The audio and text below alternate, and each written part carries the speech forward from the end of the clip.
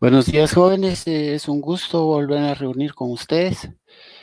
Eh, Vamos a continuar con nuestra clase de silvicultura. Esta clase está identificada como la número 5, clase silvicultura 1, para cuando la quieran buscar en la grabación de YouTube en directo. Buenos días, Lesbia. Adelante, todos son bienvenidos. El día de hoy vamos a vamos a empezar la segunda unidad, que se trata de lo que es la composición forestal. Vamos a empezar a ver lo que es el árbol, su concepto y sus características, así como los bosques naturales de coníferas. Para ello les quiero compartir mi pantalla.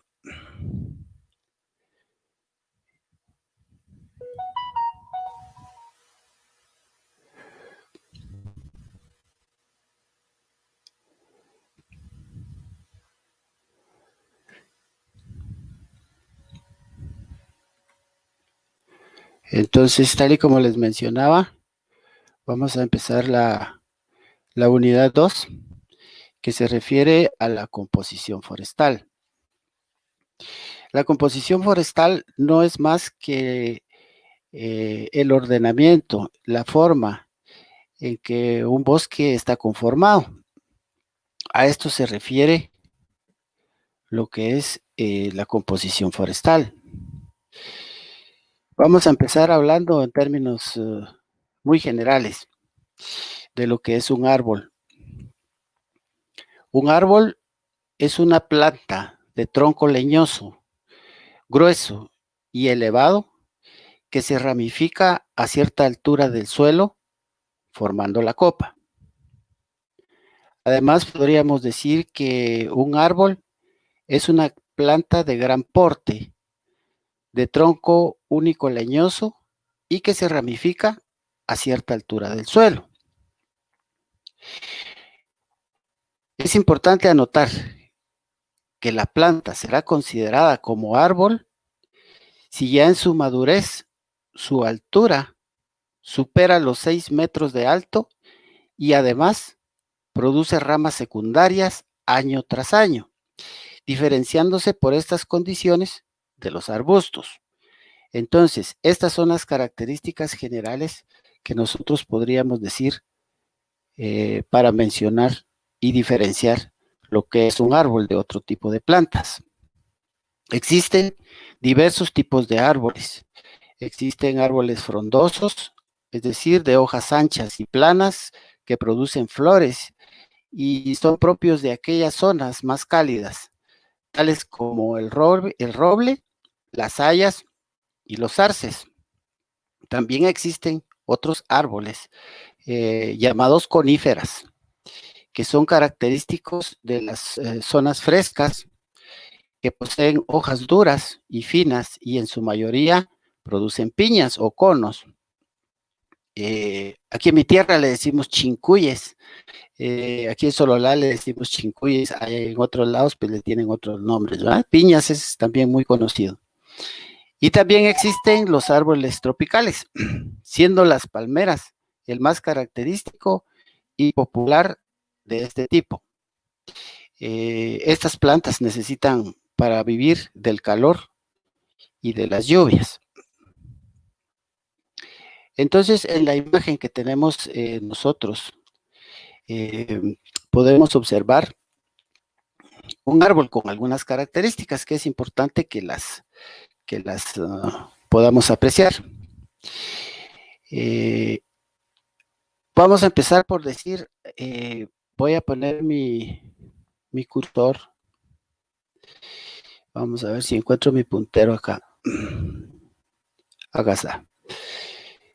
Mi puntero láser. Vamos a empezar por hablar con árboles perennes, o sea, con hojas. El término perennifolio procede del latín perennis, que significa duradero o perenne, y de folium, que significa hoja. A eso se refiere el término perennifolio. Esta flora también recibe el nombre de sempervirente o siempre verde, ya que pese a que existe en zonas de estaciones frías, siempre mantiene el follaje. Se utiliza para designar los árboles o arbustos que poseen hojas vivas a lo largo de todo el año, en contraposición al término caducifolio, que lo tenemos acá. Al término caducifolio, como se puede observar, pues acá lo tenemos, que dice acá caduco, sin hojas. En estos, todas las hojas mueren cada año al llegar a la estación desfavorable y luego vuelven a brotar hojas nuevas a la llegada de la estación favorable. En los árboles de follaje persistente, estos que hablábamos acá, en cambio, solo mueren una parte de las hojas. Esto sucede cada año y otras, las más jóvenes, permanecen en la planta y se unen a las nuevas que brotan cada primavera. De manera que el periodo vital de cada hoja puede durar varios años. Si cada hoja dura más de 2 años, se dice que la hoja es perenne. Y la copa nunca aparecerá desnuda, en el caso de los árboles perennes. Vamos a ver otra característica acá. Aquí nos ilustra varios casos de varios árboles, varios tipos de árboles. Acá tenemos el ejemplo de una especie proterante. ¿Qué son las especies proterantes? Son las especies proterantes. Bueno, la palabra proterante ya no mucho se usa en botánica. Es un término que ya casi está obsoleto, pero significa, representa un grupo de árboles que vemos a veces a menudo y se refiere a un epíteto empleado por los botánicos para referir a una planta o una especie de origen vegetal, cuyas flores, así como podemos observar acá en la lámina, cuyas flores nacen antes que las hojas, como el caso del árbol de Judea, la especie de las familias, especies de las familias de las leguminosas, por ejemplo, la magnolia, el árbol de fuego, la jacaranda y algunas otras. Ahora vamos a hablar de las raíces. Luego vamos a hablar de las ramas y las ramillas. Vamos a hablar de las raíces. La raíz primaria. A la raíz primaria también se le llama raíz pivotante. En este caso, en esta lámina, es esta de acá. Se le llama también raíz axonomorfa o raíz fusiforme. Es la raíz que crece verticalmente hacia abajo, que es esta que aparece acá en la lámina. Esta raíz forma un centro del cual otras raíces pueden brotar lateralmente. La mayoría de los árboles comienzan su vida con una raíz primaria, pero a partir del primer año pasan a un sistema de raíces fibrosas, formadas principalmente por raíces superficiales que se extienden horizontalmente y solo algunas raíces profundas que anclan verticalmente. Si nos queremos referir a casos de la vida práctica, podemos decir que un árbol maduro típico de aproximadamente entre 30 a 50 metros de alto, tiene un sistema de raíces que se extienden horizontalmente en todas las direcciones, como mínimo tan largas como alto sea el árbol, pero más del 95% de las raíces se encuentra en los primeros 50 centímetros por debajo del suelo. Ahora bien, las raíces secundarias. Aquí tenemos raíces secundarias, las tenemos señaladas acá. Las raíces secundarias o ramas de la raíz, podríamos decir, se originan internamente del periciclo. El periciclo es un estrato celular externo del tallo, como ustedes pueden ver acá. Es un estrato, es un eh, estrato celular externo del tallo. Y la raíz en los vegetales superiores. Está situado entre los haces conductores y la endodermis. La función de estos es aumentar, la función de las raíces secundarias es aumentar el área de absorción de nutrientes que son de beneficio para la planta.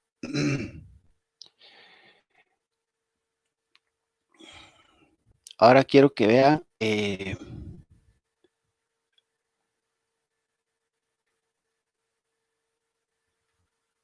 esto, cómo crecen los árboles.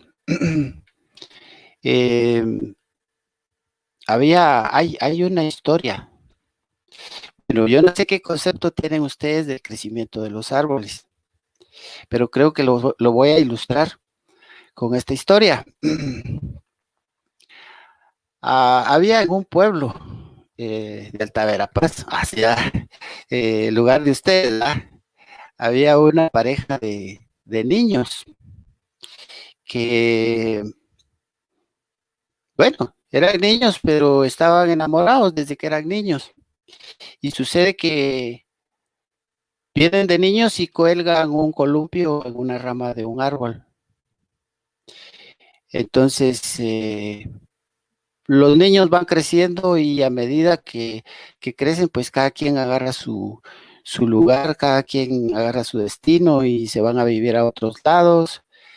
Cada quien se casa por su lado y sucede que ya cuando tienen como 35 años cada uno, se vuelven a juntar en la feria del lugar, de la comunidad donde vivían. Y bueno, se encuentran en la feria y se ponen a platicar y todo lo demás, y se cuentan que ambos ya están divorciados. Entonces, caminando y caminando y recordando los viejos tiempos, se proponen ir a buscar el mismo columpio que habían puesto en el árbol hace como 30 años, en donde se sentaban a platicar, agarrados de la mano como están acá. Y sucede que cuando llegan al lugar en donde estaba el columpio, en esta rama, el columpio ya estaba muy alto, estaba elevado, ya estaba como a 5 metros, 10 metros de altura, como 10 metros de altura. Entonces la pregunta para ustedes es, y ya no se pudieron sentar, por supuesto, la pregunta para ustedes es, ¿será que esto es posible? ¿Será posible que el columpio haya estado ya en una rama que ya está más alto? Entonces, ¿qué me dicen ustedes? ¿Será que esto es posible en un árbol o no es posible? Bueno, la respuesta es que los árboles, su crecimiento no es un crecimiento en el que el columpio haya llegado más alto, sino que los árboles crecen de tal manera que cada año van agregando una capa, por decirlo así, sencillo, una capa, un anillo de crecimiento. Por eso son los anillos del árbol. Cada año va agregando una capa. Entonces lo que pudo haber pasado es de que el columpio estuviera en el mismo lugar. Si ustedes colocan un clavo a la altura del pecho, digamos a 1,80, el DAP famoso, lo colocan en un árbol, con el pasar del tiempo, el clavo no es que se eleve, sino con el pasar del tiempo, muy probablemente lo que sucede es que el árbol haya cubierto lo que es el clavo. Y entonces el clavo estará mucho más profundo, pero sigue estando a la misma altura donde ustedes lo pusieron. Esta es una ilustración muy sencilla que yo les hago sobre la forma en que crecen los árboles. Ahora bien, Vamos a hablar un poquito en cuanto a la morfología del árbol. Y vamos a poner acá esta lámina que nos ilustra la morfología del árbol. Vamos a decir en términos muy concretos que el árbol básicamente consta de tres partes fundamentales, ¿no? Uno, lo que es la raíz, que sería esta parte. Luego, lo que es el tronco o fuste. En silvicultura ya no decimos tronco, sino que decimos fuste. Y finalmente lo que es la copa. En el caso de esta ilustración, la copa aquí también contiene lo que es los frutos y las flores, las ramas y las hojas. Vamos a hablar sobre la raíz. Las raíces fijan el árbol al suelo y cumplen una función muy importante, que es la de alimentar al árbol. A través de las raíces es que el agua y los nutrientes del suelo son absorbidos. Las raíces pueden ser pivotantes, como hablábamos anteriormente, que son las que tienen una raíz principal penetrando profundamente y salen paralelas, o bien ser fasciculadas o en cabellera. Hablando del tronco o del fuste, este que está acá. El tronco sostiene la copa y los hay de diversos colores y sobre todo de diversas texturas, las cuales los hacen diferenciar y también juegan un papel importante a nivel paisajístico. Y finalmente la copa, que está formada por un conjunto de ramas, ramillas, hojas, flores y frutos. Hablando de las hojas, es a través de las hojas que el árbol se alimenta. Su principal función es la de la fotosíntesis. Como ustedes ya han conocido y llevado en otros cursos, es decir, la fotosíntesis, los procesos metabólicos, donde la energía luminosa se convierte en energía química. Las flores forman la estructura reproductora de la planta, donde se encuentran los órganos de reproducción.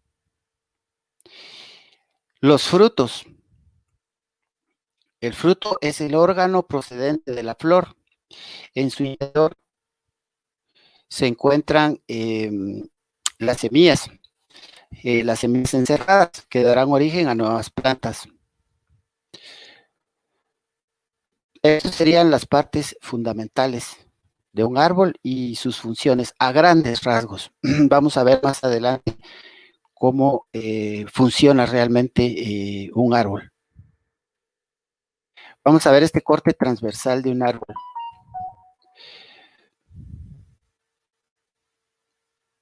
Bueno, en un corte transversal del tronco, como el que podemos observar aquí, podemos observar los diferentes anillos que dan la edad de la especie, siendo que cuando son más estrechos, si ustedes ven, aquí hay algunos más estrechos que otros.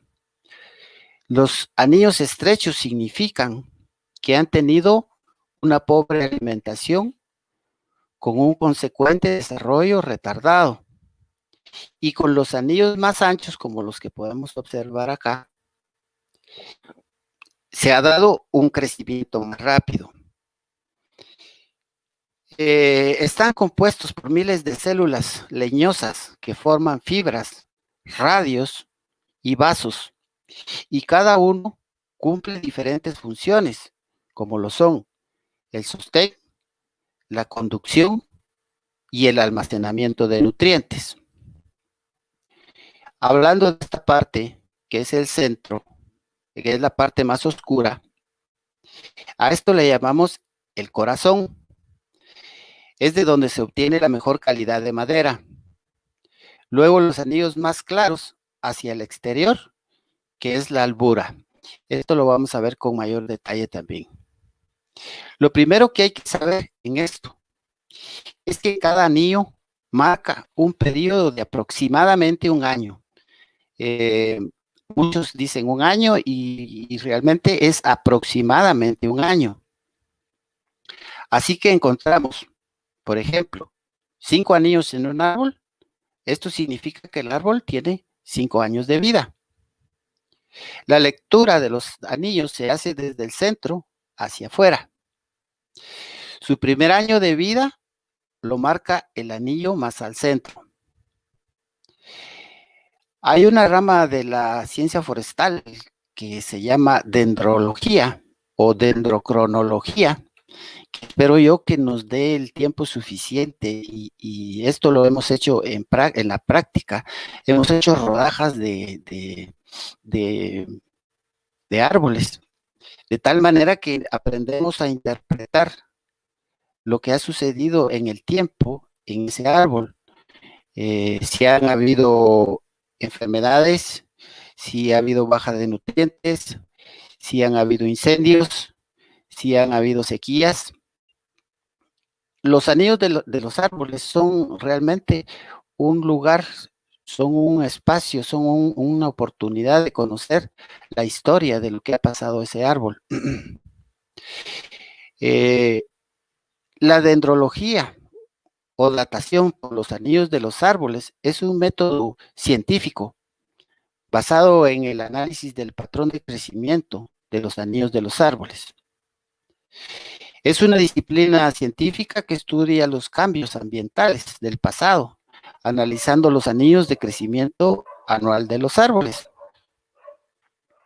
Entonces, esto es muy interesante y espero yo que nos dé el tiempo para poder efectuar esta práctica, porque es muy interesante saber lo que es la dendrología de un árbol. Vamos a ver en estos momentos, como parte de la introducción, ahorita estamos conociendo un árbol, ya en otros términos, vamos a ver lo que es la anatomía del árbol. Tenemos aquí la anatomía de un árbol. En general, el árbol es una planta grande, vegetal, leñoso, cuyo tallo es desnudo, cerca del suelo, y sostiene las ramas, es desnudo acá cerca del suelo y sostiene las ramas a su cima. La cima de un árbol es lo que en otras plantas llamaríamos ápice, ¿no? En un árbol se llama cima.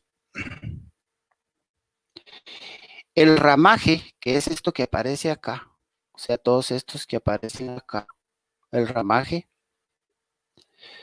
son las ramas y los ramos de un árbol. Aquí tenemos un ramo y aquí tenemos lo que es la rama. El ramaje, podríamos decir que es la parte del árbol o el arbusto en que crecen las hojas. En árboles frutales se utiliza generalmente para aumentar la producción de frutos, entre otros menesteres. Como les mencionaba, la cima es la parte más alta de un árbol. El follaje que tenemos acá, que aquí lo tenemos dibujado. El follaje es el conjunto de hojas. El empleo del follaje con fines industriales en los árboles está encaminado a la obtención de preparados para las industrias farmacéuticas, alimenticia, química, cosmética, perfumería, entre otras. Vamos a hablar particularmente de cada uno de estos términos para que los comprendamos bien. Acá tenemos localizada una rama. ¿Qué es una rama? La rama es la ramificación fuerte del tronco. Es la ramificación fuerte de un tronco de un árbol, pues por supuesto. Las ramas se conectan con el tronco del árbol y a través de sus espacios internos es por donde circulan los nutrientes que hacen brotar los frutos y hojas del árbol. Acá tenemos el tronco o fuste, como le hemos llamado. Hablando del tronco del fuste, es un tallo fuerte, ¿verdad? Es el tallo fuerte hablando de árboles. La función del tronco es la de separar las hojas de las raíces y transportar la savia bruta desde el suelo hacia las hojas. Y la savia elaborada mediante el proceso de fotosíntesis. Ahora bien, vamos a hablar de las raíces laterales. Las raíces laterales podemos decir que son modificaciones. Son ramificaciones situadas en el lado y debajo de la tierra que sirven para mantener y nutrir al árbol. Su función principal de las raíces laterales es la de sujetar al árbol y absorber el agua y los minerales del suelo. La mayoría de árboles tienen una raíz principal de la que surgen las raíces secundarias o raíces laterales. Hablando de la raíz primaria, aquí dice primaria a ustedes, pero ahí hay un error, pero es primaria. Raíz primaria es la raíz principal que se hunde verticalmente en el suelo. La raíz es el primer órgano embrionario que se desarrolla durante la germinación de la semilla. Ustedes recordarán, en germinación, pues está lo que es la plúmula y la radícula. Pero en el caso del desarrollo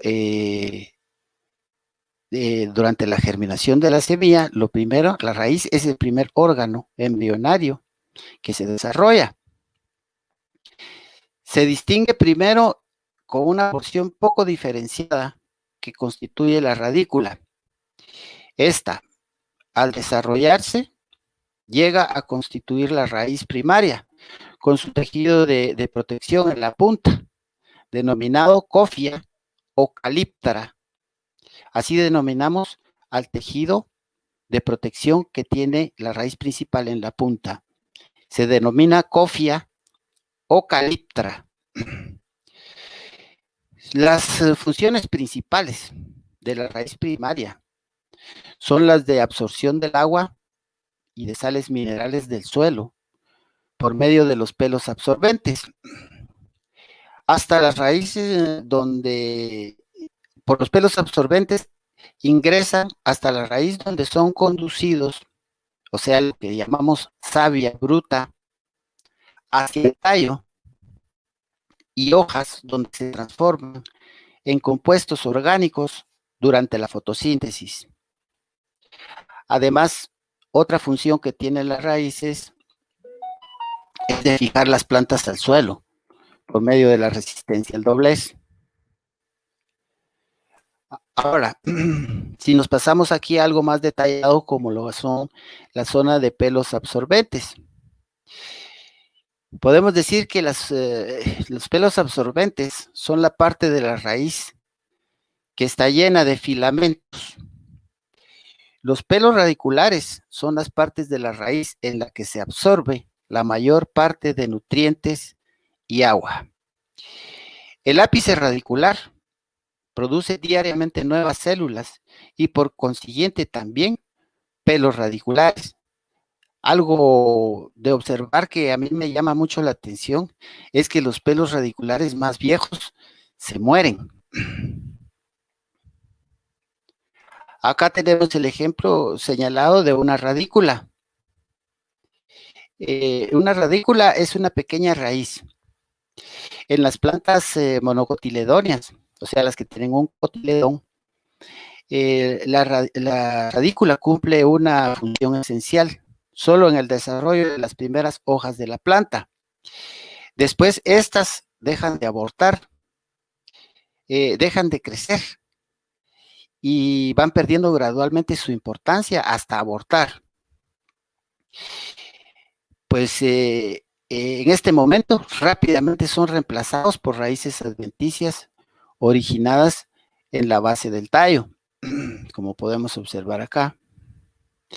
Vamos a hablar de la base del tronco o la base del fuste.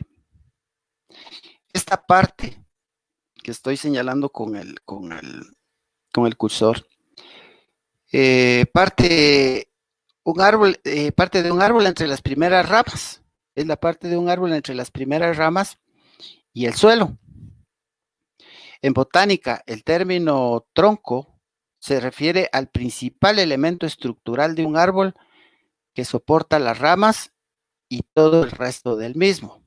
Es decir, las hojas, las flores, el fruto y etcétera, ¿va? Todo lo demás. Vamos un poco más arriba acá. Nos vamos a la ramilla. La ramilla es la división de los ramos.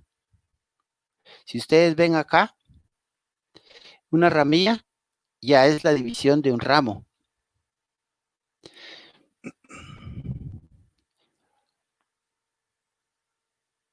Entonces, tenemos la rama, tenemos posteriormente cuando se divide es un ramo y la subdivisión del ramo es una ramilla.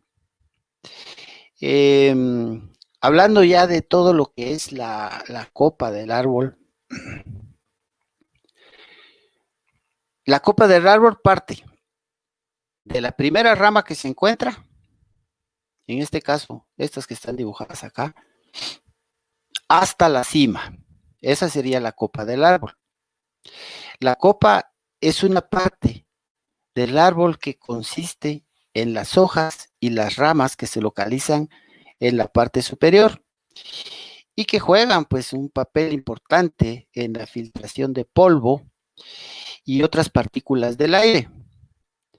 La copa de los árboles también contribuyen a enfriar el aire, proporcionando al mismo tiempo sombra y reduciendo el impacto de las gotas de lluvia en el suelo y en el subsuelo, ¿verdad? Ya habíamos hablado entonces de la rama, su división es un ramo y la subdivisión es una ramilla. Ahora bien, vamos a ver, ahora ya le vamos a decir el fuste de un árbol, que sería lo mismo que un tronco. Entonces aquí tenemos una imagen en donde nosotros estamos detallando las partes que componen un tronco o un fuste de un árbol, partiendo de la parte más externa, que sería la corteza. Luego tenemos el floema, que hay floema primario y hay floema secundario. Luego tenemos una capa que es el cambium vascular.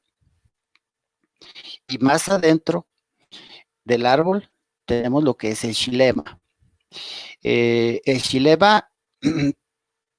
xilema secundario, que puede ser activo o puede ser inactivo. Y finalmente, hacia el centro, tenemos lo que es la médula. Vamos a hablar primeramente de lo que es la corteza. A la corteza también se le ha llamado, se le llama ritidoma. La corteza también se llama ritidoma.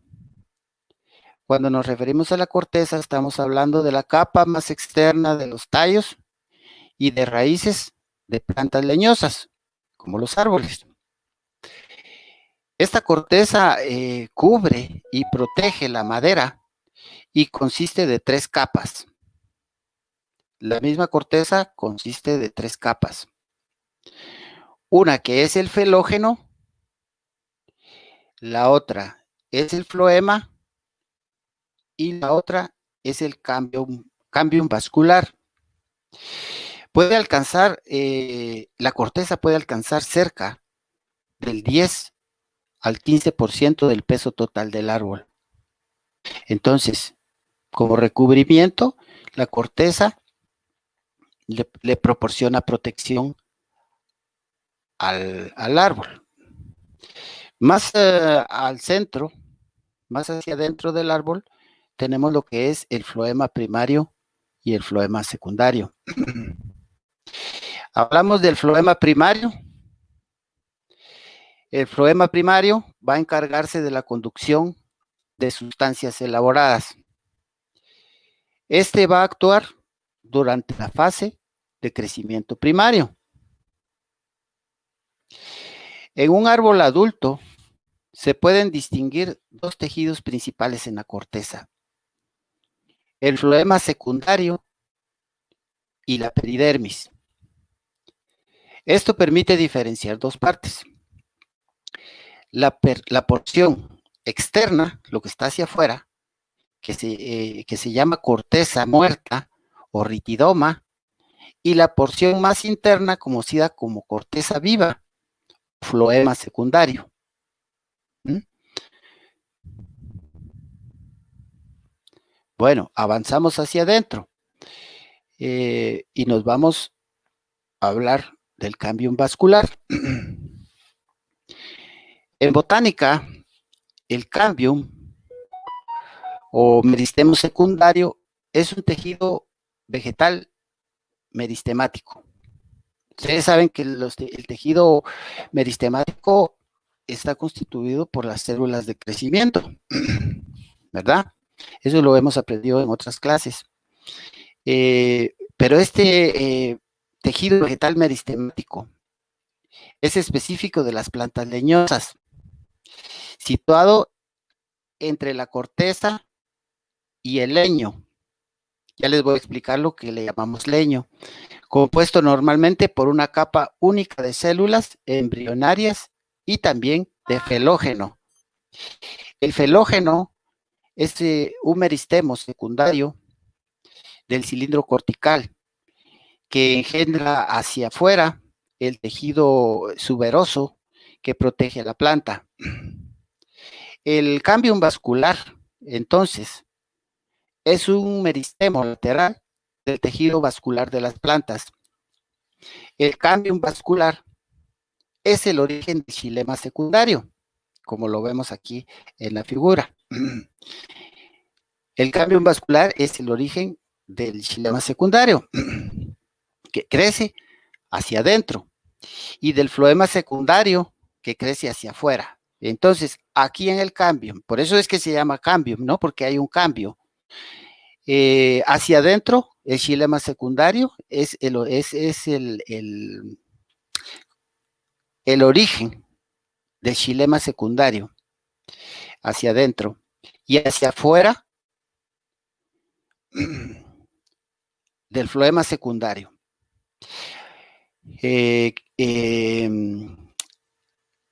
Como ustedes pueden ver en la figura, se localiza entre estos dos tejidos, en el tallo y también en la raíz. Algunos tipos de hojas también tienen cambium vascular, pero ese es otro tema muy específico. Ahora vámonos al xilema. Al xilema es a lo que nosotros llamamos leño en cuestiones forestales. Se encarga del transporte y reparto de agua y sales minerales provenientes fundamentalmente de la raíz al resto de la planta. También transporta otros nutrientes y moléculas señalizadoras. Es el principal elemento de soporte mecánico de las plantas, sobre todo en aquellos con crecimiento secundario. La madera es básicamente xilema, ¿verdad? La madera es básicamente xilema. Xilema hay varias, el xilema está compuesto de varios tipos de xilema. El xilema primario está constituido, el xilema primario y luego el xilema secundario. El xilema primario está constituido por dos elementos xilemáticos. Uno que es el protoxilema, acá,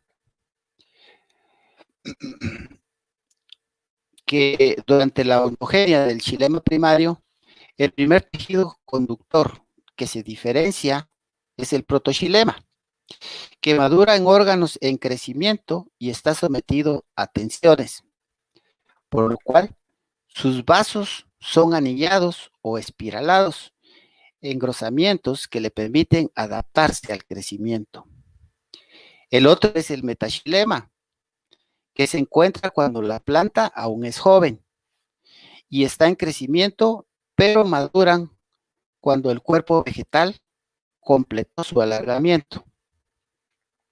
El metaxilema no necesita adaptarse al crecimiento. Generalmente lo integran vasos escalariformes, reticulados y punteados. Los vasos del metaxilema son de mayor diámetro que los del protoxilema. Ahora, eso era el xilema primario. Ahora el xilema secundario, este proviene del cambium, ¿verdad? Es el que está inmediatamente cercano al cambium. Este se compone de elementos conductores y elementos no conductores. Por eso acá le tenemos activo e inactivo. Unos conducen y otros unos son conductores y otros son no conductores.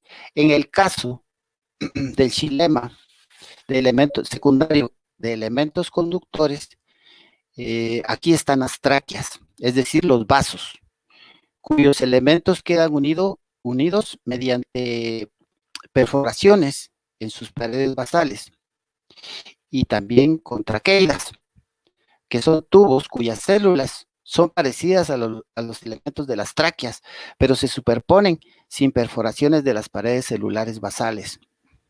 Y en el caso de del xilema secundario con elementos no conductores, aquí está el parénquima axial y el radiomedular, y las fibras esclerenquemáticas, o sea, las fibras del xilema.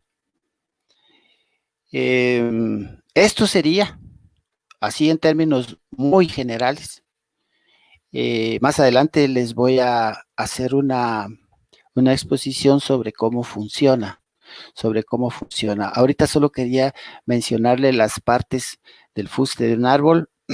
Más adelante vamos a platicar despacio sobre cómo funciona,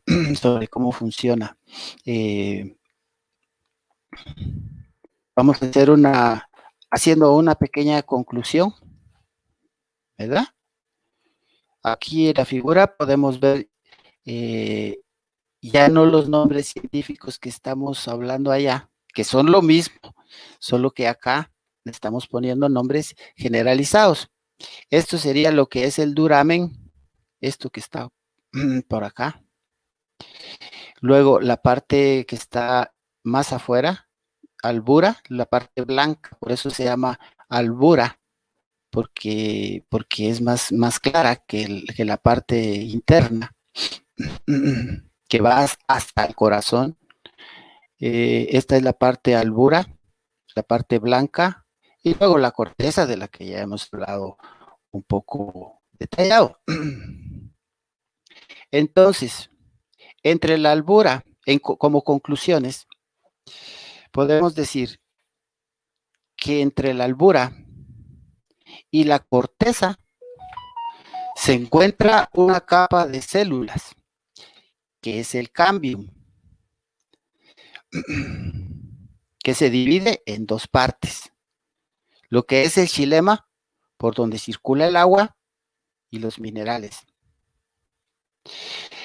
El floema, por donde circula la savia, que en épocas de reposo es el caso de los árboles caducos. La savia no circula. Cuando los árboles son caducos, la savia no circula. términos muy generales podemos decir, igual que en las plantas que hemos conocido, en los árboles también el xilema y el floema son los tejidos conductores. Esto sería como una conclusión de lo que hemos visto de la anatomía y de la morfología de un árbol.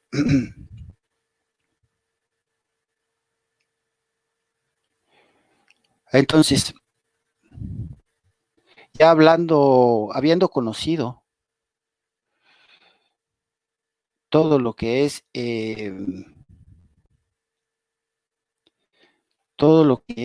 las partes de un árbol en términos muy generales, por supuesto. Hay mucho que hablar sobre el funcionamiento de un árbol, es muy profundo y muy extenso, pero creo que con lo fundamental podemos empezar a conocer lo que es un árbol. Entonces vamos a hablar un poquito de lo que son bosques naturales.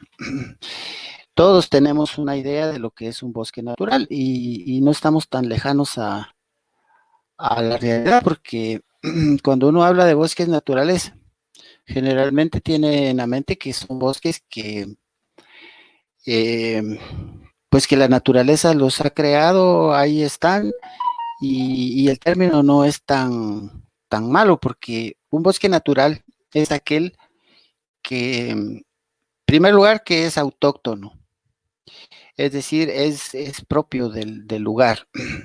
Ya la contraposición sería un bosque introducido, ¿va? Ya con especies exóticas, o sea, con especies fuera de lo que realmente se da por naturaleza en el lugar. Otra característica de un bosque natural es que no es, que hay poca o ninguna intervención humana. Otra característica de un bosque natural eh, es que eh, tiene mucho tiempo de estar en el lugar. Ha transcurrido mucho tiempo de estar en el lugar en donde están. Entonces, a eso nos referimos cuando es un bosque natural. Todos los demás bosques que son ya reforestados o que ya son una plantación, pues esos ya son con intervención humana y no estamos hablando en este momento de eso. Los vamos a tocar, por supuesto, pero vamos a hablar ahorita solo de los bosques naturales. Y en términos muy generales, vamos a decir que en América tropical no existen bosques naturales bajo manejo, igual que en nuestro país. Lo que sucede es que los bosques naturales se toman como eso, como naturales y no tienen ningún manejo. Y entonces, pero si acabo de decir que no tienen intervención humana, ¿por qué ahora estoy diciendo? Por supuesto que la no intervención humana no se refiere únicamente a introducir especies exóticas o a cambiar la configuración del bosque, a cambiar, a cambiar la composición forestal. No, sino que, por ejemplo, el resguardo en los límites es una intervención humana, pero a veces es necesaria para evitar la tala ilegal. Entonces, en América tropical no existen bosques naturales bajo manejo, con la excepción de áreas muy pequeñas que sí son intervenidas por el hombre. Esta realidad pues, ocurre a pesar de la legislación forestal de cada país. Cada país hay legislación forestal, pero como en el nuestro lo tenemos a la vista, pues están todos los elementos. La cuestión es que hace falta darle cumplimiento. La falta de manejo forestal en los bosques naturales no es debida a desconocimiento científico o ausencia de tecnologías apropiadas.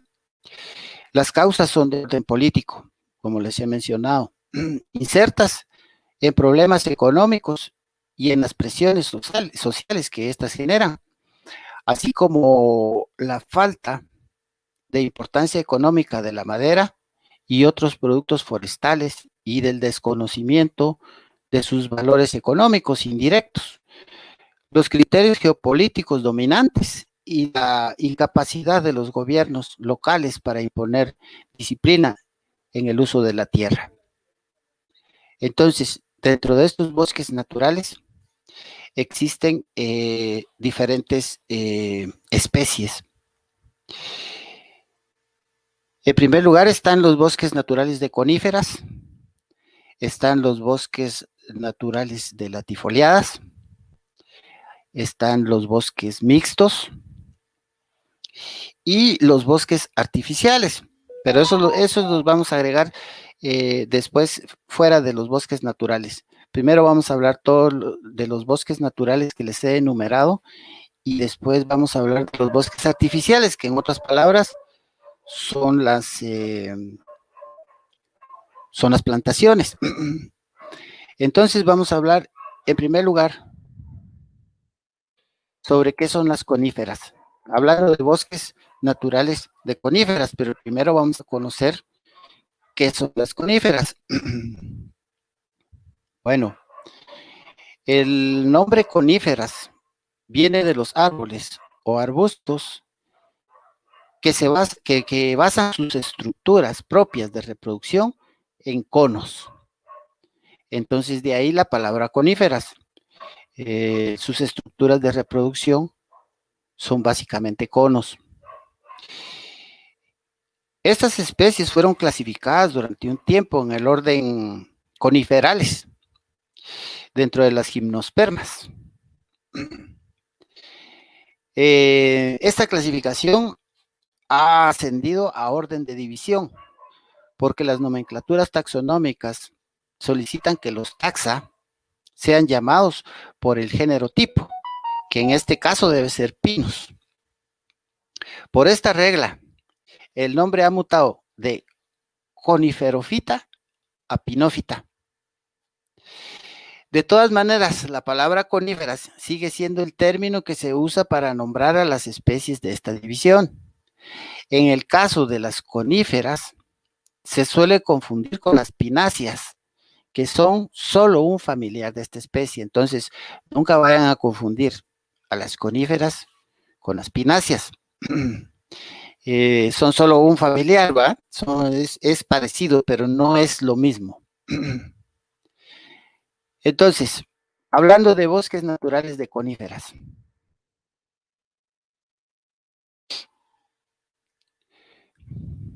Bueno, en términos generales, podemos decir que este tipo de bosque también se conoce como bosques fríos, ya que son espacios boscosos que se asocian con este clima. En nuestro país podemos ver que la mayor parte de coníferas están en climas de templados a climas fríos. En climas cálidos no existen coníferas. Se caracteriza por ser árboles de mucha altura, como los pinos y los abetos. También existen árboles que pertenecen a la familia cupresáceas, los cipreses, ¿verdad? La característica general es que sus hojas son perennes, pero también están las de hojas caducas. Pueden haber de ambas. Otra curiosidad, no solo en la altura, sino que suelen ser árboles relativamente muy viejos. Hablando en bosques naturales, pueden ser árboles muy viejos y son los más longevos de las espermatofitas. Los bosques de coníferas son uno de los proveedores más importantes de madera y celulosa. Estos bosques se caracterizan por ser fríos y se hallan extendidos en el mundo, por el norte de Europa, Asia, América del Norte y el extremo sur de América del Sur. En Guatemala tenemos bastantes especies de coníferas. Aquí podemos ver algunos tipos de coníferas. Aquí vamos a mencionar los géneros. Vamos a mencionar el Cedrus, Picea, Atrotaxis, Cupressus. Vamos a ir aquí. Chameciparie, Tuya, Tsuga, Pinus, Abies, Juniperus, Taxus, Larix. Podemos mencionar este tipo de coníferas.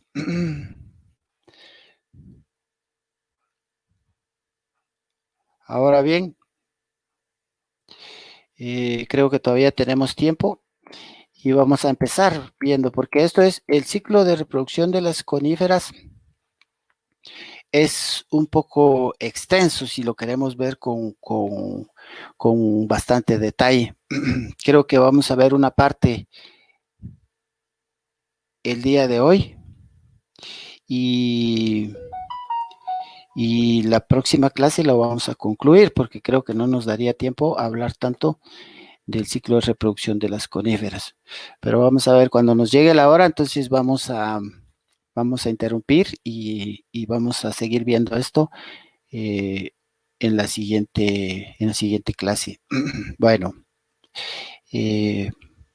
vamos a empezar. Vamos a empezar por el árbol o esporofito maduro.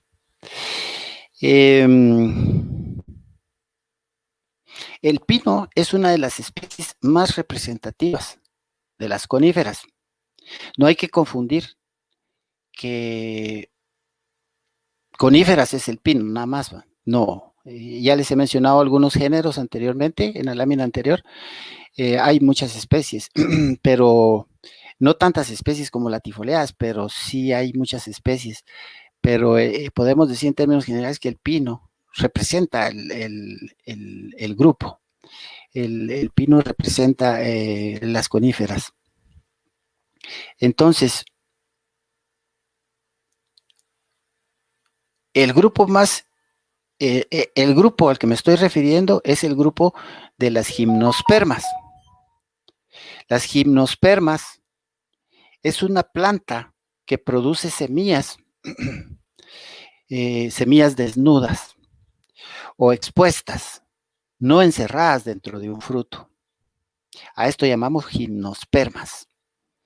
En el pino, estas semillas se encuentran en los estróbilos, piñas o conos, como usted le quiera llamar.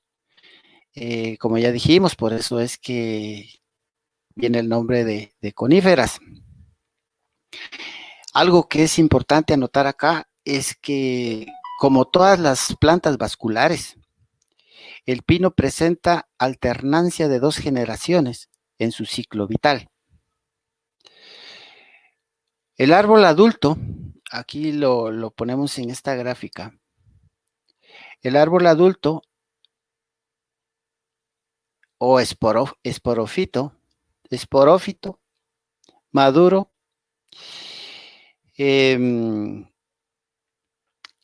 es diploide. Cuando está maduro, es diploide maduro, o sea, 2N, que es la generación que produce esporas. A partir de estas se origina el gametofito, o sea, la generación haploide, que es N nada más. De tamaño muy reducido, parásito, ya que depende completamente del esporófito para su nutrición. Si seguimos el ciclo acá, podemos ver que hay inflorescencia femenina que está en la parte alta. Imagínense ustedes cómo es la naturaleza. La inflorescencia femenina del pino está en la parte alta y la inflorescencia masculina regularmente está en las ramas bajas. Y uno dice, esto me parece un poco ilógico. Si yo hubiera sido Dios o la naturaleza, yo hubiera puesto la masculina arriba, como vienen otras especies, ¿va? Y la femenina la hubiera puesto abajo, de tal manera que el polen de la flor masculina le fuera más fácil y habría más probabilidad de fecundar la inflorescencia femenina. Pero ¿por qué ocurre esto en las gimnospermas y principalmente en los pinos? Esto es porque la naturaleza o Dios, o como usted lo quiera ver, prefirió darle prioridad, decidió darle la importancia a la polinización cruzada. Entonces, muchas veces, porque los aspectos de sobrevivencia de un árbol, como las gimnospermas, para ser específico, la sobrevivencia está muy basada en la polinización cruzada. Es decir, que el polen sea de otro pino y no sea del mismo pino.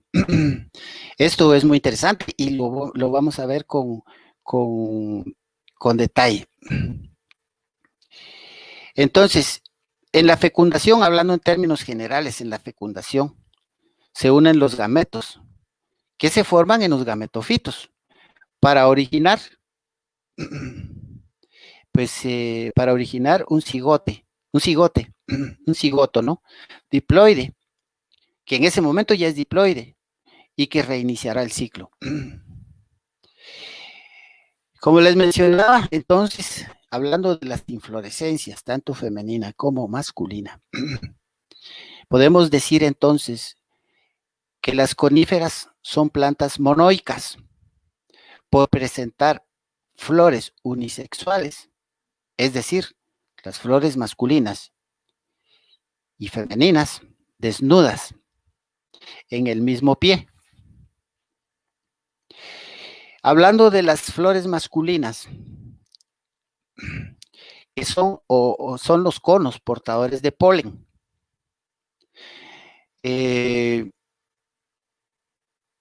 Están formadas por numerosos estambres. Estos también se llaman microsporófilos, ¿verdad? Microsporófilos. Aquí tenemos una figura de un microsporófilo que serían pequeños estambres, numerosos también, por cierto, dispuestos en espiral alrededor de un eje. Esto es en el caso de la flor masculina. ¿Está bien? Cada microsporófilo de estos que tengo señalados aquí con mi cursor lleva 2 sacos polínicos o microsporangios. Cada uno de estos lleva 2 sacos polínicos o microsporangios. En su interior se diferencian las células madres del polen o microsporocitos.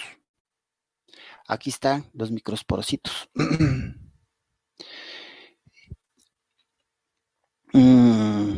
Cada uno de los cuales da origen por meiosis a 4 microsporas.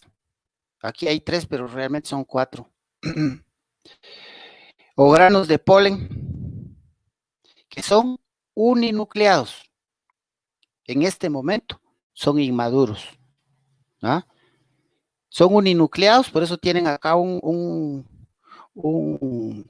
punto, ¿no? Para poder ejemplificar que son uninucleados, pero en este es importante notar que en esta etapa estos granos de polen son inmaduros todavía. Entonces, cada microspora se rodea de una pared celular, como podemos ver acá. Esta es una pared celular especializada que se divide por mitosis, se divide mitóticamente. Se divide mitóticamente. Algo importante de anotar aquí, que se transforma en un grano de polen que contiene 4 células, 2 protálicas, una anteridial o generativa y una célula del tubo polínico. Aquí estamos con la mitosis. Este es el proceso de polinización. En este estado son liberados los microsporangios y su dispersión por medio del viento es favorecida por la presencia de dos sacos aéreos. En este caso están representados acá. Dos sacos aéreos. Cada grano de polen es un gametofito masculino inmaduro. Bien, dejémoslo acá. Luego seguimos aquí. Ahora nos vamos a los conos femeninos. Los conos femeninos son de mayor tamaño y complejidad que los portadores de polen, que ya hablamos. La inflorescencia femenina o los conos femeninos están formados por brácteas dispuestas en espiral alrededor de un eje, formando una inflorescencia llamada estróbilo. En la axila de cada bráctea,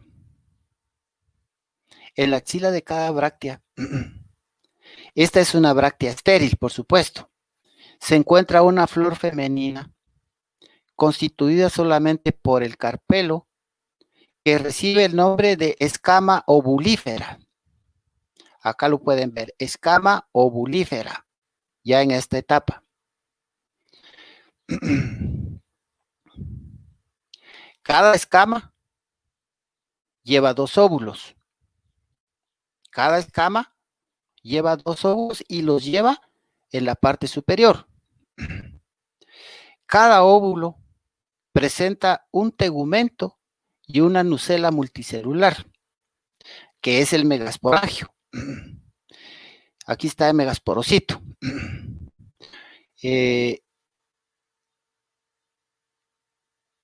Luego de esto, se diferencia una sola célula madre de las megasporas o megasporocito. Los conos seminíferos o femeninos están en las ramas más altas, que es lo que yo les he dicho, y los masculinos en las inferiores. Como vuelvo a repetir, esta disposición promueve la fecundación cruzada, ya que el viento lleva los granos de polen en gran cantidad hacia los estróbilos femeninos, pero de otros árboles. Ya cuando estamos acá, en la polinización, vamos a hablar de la polinización. La polinización ocurre al equivalente a la estación que sería la primavera. Con nosotros las estaciones no están muy marcadas, pero se dan. Entonces es aquí cuando el polen llega directamente a los óvulos. El micrópilo de cada óvulo produce una gota de líquido pegajoso a la cual se adhiere el polen. Imagínense cómo es la naturaleza. Incluso en ese momento, el micrópilo produce una gota de líquido pegajoso a la cual se adhiere el polen. Luego, esta gota se evapora y los granos de polen son arrastrados al interior del óvulo hasta entrar en contacto con la nucela.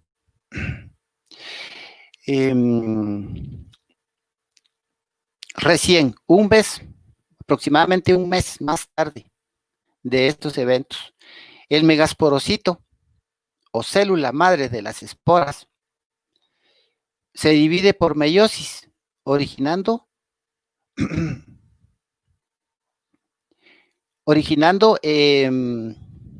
4 megasporas, 3 de las cuales se degeneran.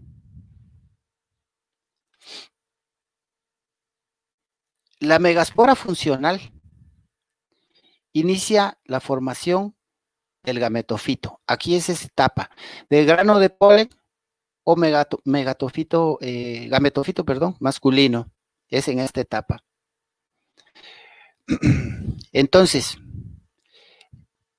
las megasporas funcionales, las que quedan, las que no se mueren, sino las que quedan, Inician la formación del gametofito femenino por repetidas divisiones mitóticas que no son acompañadas por la formación de paredes celulares. A los 15 meses se desarrollan hacia el micrópilo 2 o 3 arqueogonios. Aquí ya tenemos los arqueogonios, a los 15 meses se desarrollan hacia el micrópilo 2 o 3 de estos arqueogonios, conteniendo cada cual una ovocélula o gameta femenina. El resto del gametofito femenino se carga de sustancias nutritivas, transformándose en el endosperma primario.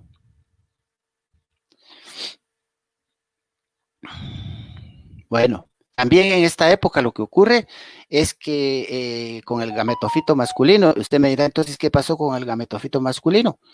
El gametofito masculino en esta misma época llega a su madurez. La célula generativa se divide para dar una célula estéril, pedicular, o sea, es una célula estéril que se le llama pedicular, y otra espermatógena o gametogenética, que se divide a su vez en dos gametas masculinos antes de que el tubo polínico alcance el gametofito femenino. La fecundación ocurre en la primavera del año siguiente. Una de las gametas se une a la ovocélula y la otra degenera. Generalmente, podemos decir que se fecundan las ovocélulas de todos los arqueogonios y comienzan a formarse los respectivos embriones. Vamos para acá, de los arqueogonios, pasamos a esta etapa en la que se forman los proembriones, y de los proembriones pasamos por el proceso de poliembrionía, pasa a formarse los proembriones, y luego de los proembriones se forma el embrión. Entonces, decíamos que generalmente se fecundan las ovocélulas de todos los arqueogonios y comienzan a formarse los respectivos embriones. Como les mencionaba, por poliembrionía cigótica, pero solamente uno de ellos se desarrolla completamente. Algo importante de notar acá es que en la zona inferior de cada arqueogonio, a partir del cigoto, se originan 4 embriones genotípicamente idénticos. Por división longitudinal y separación lateral de las 4 hileras de células, o sea, lo que se llama poliembrionía homocigótica. Entonces, vamos al embrión. Cada embrión presenta en la zona superior un embrióforo o suspensor, que es esta parte de acá, que tiene como función, no, perdón, es esta parte es lo que es el embrióforo o suspensor, que tiene como función empujar al embrión en desarrollo, porque en ese momento todavía se encuentra en desarrollo, hacia el gametofito femenino, haciéndolos penetrar en el tejido nutritivo. Finalmente, sobrevive un solo embrión que después de cierto tiempo desarrolla una radícula y un número variable de cotiledones, de acuerdo como sea la especie. Durante este proceso, lo que ocurre es que el tegumento se transforma en una cubierta seminal. Entonces, luego se forma lo que es la escama seminífera, y luego lo que es un cono maduro. De ahí del cono maduro, pues se suelta la semilla. Entonces, respecto a la semilla, podemos decir que la semilla es una combinación de 2 generaciones esporofíticas. La semilla es una combinación de dos semillas esporofíticas diploides. Una es la cubierta seminal, más los restos de la nucela, y la otra, que es el embrión. Esto es de la primera. Y la otra, y una generación gametofítica ploide, el endosperma primario, tejido nutritivo o alimenticio. El ciclo completo de esto que les estoy describiendo acá normalmente dura 2 años cuando las semillas caen de los conos. Las escamas ovulíferas ya se han vuelto leñosas y se abren, ya cuando están aquí. Se han vuelto leñosas y se abren, y las semillas, como esta, son transportadas por el viento gracias a que el tegumento presenta un ala formada por una porción,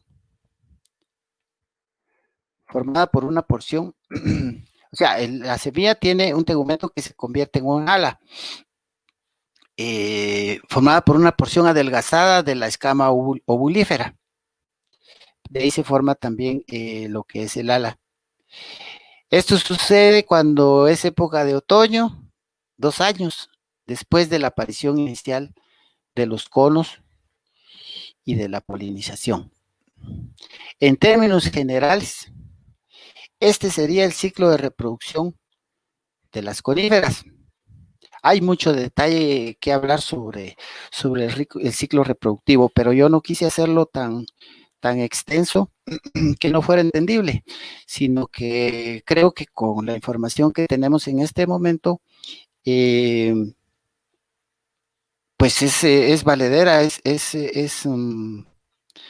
funcional para nuestros objetivos. Entonces, pasando del ciclo de reproducción de las coníferas, finalmente, el día de hoy, vamos a mencionar,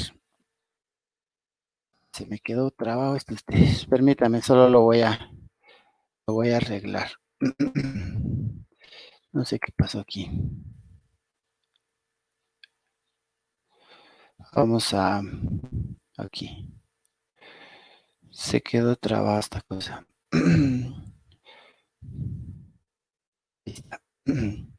Entonces vamos a ver finalmente hoy, lo vamos a mencionar acá.